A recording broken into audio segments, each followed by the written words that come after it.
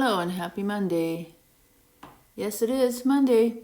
Join me in a day in the life of me living in central Portugal and talking about my life a little bit and how I all got to this place. My Portugal adventure. Stay tuned, coming up next.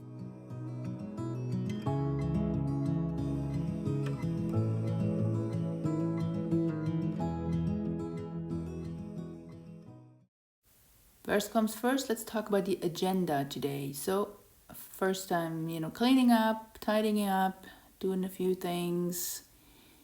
I need to take some pictures to the souvenir store. Some lovely lady is displaying some of my pictures for sale, which would be nice, some smaller ones. And then I'm gonna do a dog sit today for a few hours. You see a little bit of Tamar.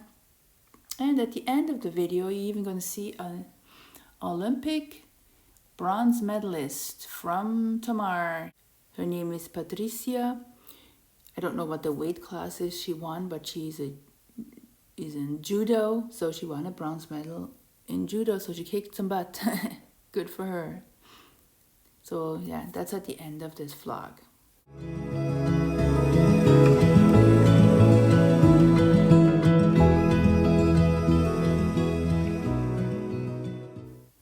Well, let's start at the beginning. So, in 2020, like everybody else, was shut down, stuck at home. I was lucky I was working, but everybody else was not. So, my family was at home. And I always had this goal to move back to Europe, especially Portugal, because I watched a lot of videos and did a lot of research. And, Portugal seemed the right thing for me to do. But because of the pandemic, of course, that didn't happen. So fast forward a year after, finally things were opening up again. And I went on a trip with my mother to Madeira and to Lisbon, just for like 14 days or something altogether. A week in Madeira and, 4 or 5 days in Lisbon. And and I pretty much fell in love with it as soon as I landed in Lisbon and then, flew to Madeira. So that's how kind of my love for this country and to live here started. Originally, I even tried to convince or just talked about to my ex-husband to move with me and, start living somewhere else because Canada was just not the place for me anymore. I raised children there, but I just never felt home there for different reasons. I explained it maybe in a video up here. I think I'm gonna talk about why I left Canada. Anywho's, that didn't happen, and I had a 26-year up and down relationship with my husband back then, and I just needed a change, and this was the change I needed.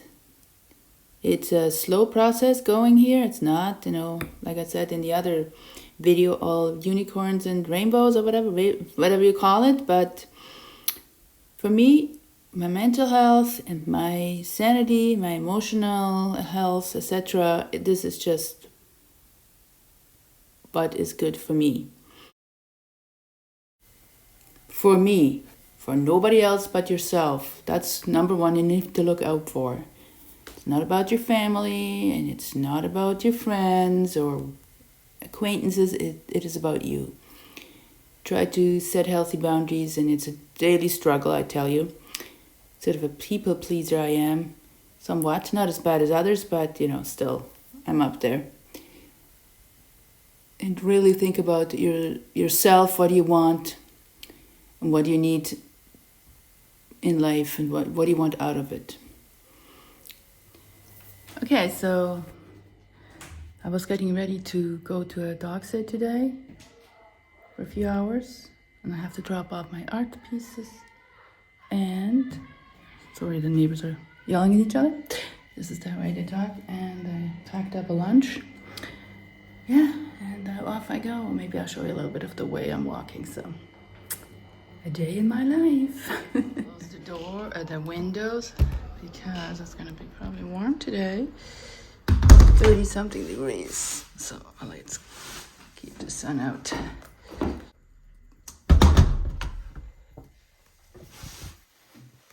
There you go.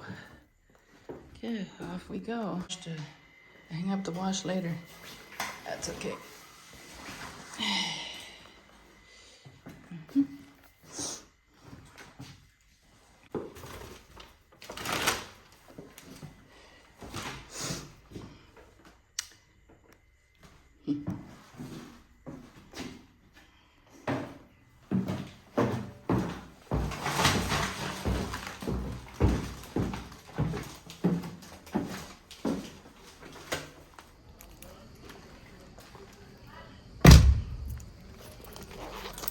Off we go. In keeping with my story on how I ended up in Portugal, unfortunately, I am not as lucky as a lot of expats or immigrants that come to Portugal. I cannot or couldn't at the time sell property or to buy another one here, in a fairly short period of time, because it's still tied up in, my ex-husband still is part of is a co-owner, and it's complicated. I don't want to get into details here. So it's a struggle to do the day-to-day living expenses, etc. But, I have a dog sitting gig, and I do have my art that is selling slowly. So there is some hope on the horizon. But again, some people would say, why, did you leave without having the proper finances? And sometimes you just don't have a choice. Sometimes you gotta take the next step, and for your own sanity and, for your health.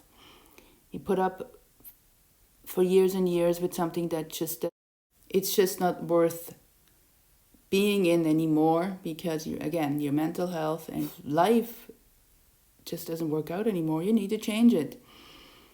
And it comes with challenges, and that's how usually don't learn and grow if you don't do radical changes. That's my experience anyway. So the moral of this story is, if you're in a similar situation, you don't know what to do, you don't have a way out in whatever situation you are in, there's a way out. There's always something you can change. Sometimes it has to be radical. Sometimes you have to, get rid of your family or your spouse or your whatever it is. If you don't have that support system, and change will help move you along in life.